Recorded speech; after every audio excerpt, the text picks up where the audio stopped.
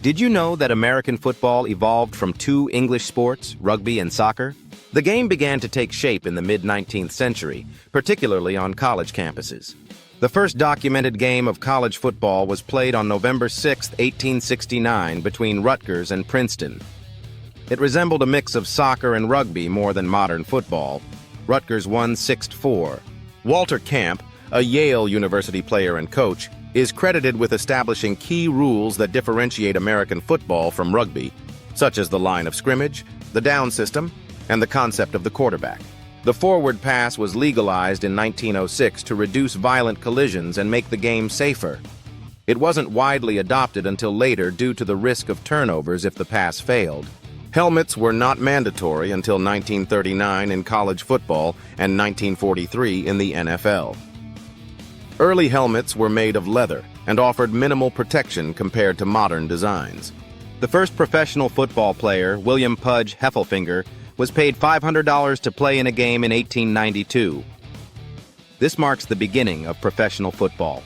The National Football League, NFL, was founded in 1920 as the American Professional Football Association. It was renamed the NFL in 1922. Since 1941, every point in the NFL has been scored with a Wilson football, making this one of the longest partnerships in sports history. The first Super Bowl was held on January 15, 1967, between the NFL champion Green Bay Packers and the AFL champion Kansas City Chiefs. The Packers won 35-10. The longest game in NFL history was a 1971 playoff game between the Miami Dolphins and the Kansas City Chiefs.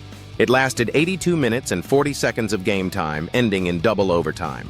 The NFL merged with the American Football League, AFL, in 1970, creating a unified league with two conferences, the AFC and NFC. Fritz Pollard was the first African-American head coach in professional football, serving in the early 1920s in the NFL's predecessor league.